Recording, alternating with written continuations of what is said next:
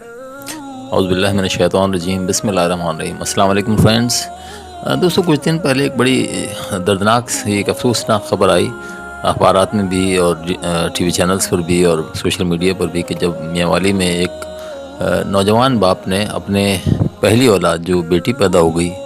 تو جس کی پیدائش پر وہ اس قدر مشتعل ہوا کہ اس نے اس بچی کو 7 دن کے بچے کو 1 نہیں 2 نہیں 5 گولیاں مار کر قتل کر دیا اور فرار ہو گیا۔ جو خبریں آئیں اس کے مطابق ملزم اب گرفتار بھی ہو چکا ہے۔ بڑا اچھا نوجوان اور یہ پڑھا لکھا نوجوان ہے، ایسا نہیں کہہ سکتے کہ ہم کسی جاہل شخص کی حرکت ہے۔ اس کے بارے میں یہ خبروں میں آیا کہ یہ FSC اس نے پری میڈیکل کیا ہے اور یہ کسی لیب میں ڈسپینسر اور لیب اٹینڈنٹ کے طور پہ جاب بھی کرتا ہے۔ اس کی بیوی بھی پڑھی لکھی عورت ہے، انٹر پاس ہے، اور اس کو شدید خواہش تھی کہ اس کو بیٹا ہو۔ تو اس طرح کے واقعات کبھی کبھار آ جاتے ہیں تو بڑا دل رنجیدہ ہوتا ہے۔ تو ذہن میں پھر تازہ ہو گیا کہ جب اللہ کے نبی کو جس معاشرے میں ہمارے رب کائنات نے مبعوث کیا تھا نبی بنا کر، اس معاشرے میں یہی صورتحال تھی کہ جہاں بیٹی کے پیدائش کو باعث شرم سمجھا جاتا تھا اور باپ بیٹیوں کو پیدا ہوتی زندہ زمین میں دفن کر دیا کرتے تھے، تو اس نظام کو تبدیل کرنے کے لیے تو اللہ نے اپنے نبی کو بھیجا، اپنی کتاب بھیجی، اور اللہ کے نبی نے اپنی زندگی ساری اسی محنت میں گزاری۔ ان کے صحابہ نے، ان کے بعد آنے والے تابعین تبع تابعین نے اس امت کو یہی سبق پڑھایا۔ قرآن میں اللہ تعالیٰ نے واضح طور پر فرمایا ہے کہ ہم جسے چاہتے ہیں بیٹے دیتے ہیں، جسے چاہتے ہیں بیٹیاں دیتے ہیں، جسے چاہتے ہیں دونوں دیتے ہیں، اور جسے چاہتے ہیں ہم کچھ نہیں دیتے۔ تو اس کا مطلب یہ جس طرح سے اس خبر میں بتایا گیا کہ باپ کو چاہتا تھا کہ اس کے یہاں پہلا بچہ بیٹا ہو، تو یہاں اس باپ کے چاہنے سے یا کسی بھی باپ یا ماں کے کچھ چاہنے سے کچھ نہیں ہوتا۔ جب قرآن نے فیصلہ دے دیا کہ ہم جسے چاہتے ہیں اسے بیٹا دیتے ہیں، جسے چاہتے ہیں اسے بیٹی دیتے ہیں، تو یہ تو اللہ نے طے کر دیا کہ یہ چاہنا، یہ اختیار سارا کا سارا اللہ رب العزت کے ہاتھ میں ہے کہ وہ کسے کیا دیتا ہے۔ تو اللہ کے اختیار کو سے اگر ہم انکار کرتے ہیں تو گویا ہم اللہ کے اختیار کو چیلنج کرتے ہیں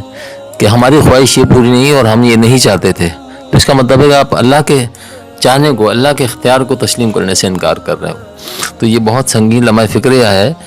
دوسری بات جو بایولوجیکلی اور میڈیکلی پروون فیکٹ ہے، یہ میں تمام باتوں والد جو ہیں، باپ جو ہیں، جو اکثر و بیشتر، کیونکہ اس خبر میں بتایا گیا ہے کہ وہ نہ صرف اس بچی کو مارنا چاہتا تھا بلکہ اس نے اس کی ماں کو بھی مارنے کا ارادہ کیا تھا کہ اس نے پہلی بیٹی اس سے کیسے پیدا ہو گئی۔ تو یہاں میں چاہوں گا کہ ذکر کروں بہت زیادہ گہرائی میں جائے بغیر، کیونکہ بایولوجیکلی اور میڈیکلی یہ بات پروون ہے کہ دنیا میں آنے والے ہر بچے کے جنس کا تعلق صرف اور صرف باپ سے ہوتا ہے۔ دنیا میں آنے والے ہر بچے کا تعلق، صرف بچے کی جنس کا تعلق صرف اور صرف باپ سے ہوتا ہے،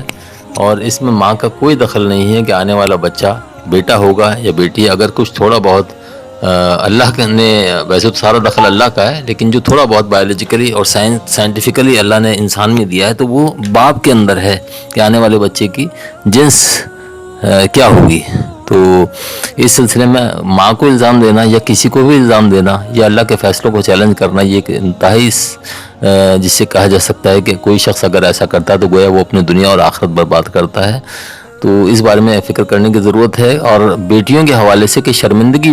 مجھے نہیں سمجھ میں آتا کہ اس زمانے میں کوئی کیسے بیٹی کی پیدائش پر شرمندہ ہو سکتا ہے، بیٹیاں کیسے باعث شرم ہو سکتی ہیں، جبکہ اس زمانے میں بیٹیاں ملک کی صدر و وزیر اعظم بن رہی ہیں، وزیر خارجہ بن رہی ہیں، بڑے بڑے دیگر میدانوں میں فوج میں جا رہی ہیں، اور سائنس کے میدانوں میں جھنڈے گاڑ رہی ہیں، نوبل انعام جیت رہی ہیں۔ تو وہ بیٹی جو دنیا کے ہر میدان میں مردوں کو پیچھے چھوڑ رہی ہے، وہ کیسے باعث شرم ہو سکتی ہے۔ ہمیں بجائے شرمانے کے بیٹی کی پیدائش پر ہمیں یہ طے کرنا چاہیے کہ اگر اللہ نے ہمیں بیٹی دے دی ہے یا مستقبل میں اگر اللہ بیٹی دیتا ہے تو ہم اس کو علم سے، ہنر سے، جسے کہتے ہیں کہ قابلیت سے اس کو آراستہ کریں گے، اس بچی کو دنیا کی بہترین تعلیم دلائیں گے، اس کو اس قابل بنائیں گے کہ معاشرے میں ہمارے لیے عزت اور افتخار کا باعث بن سکے۔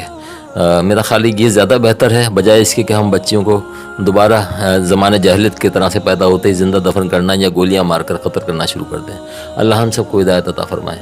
آمین۔ اللہ حافظ۔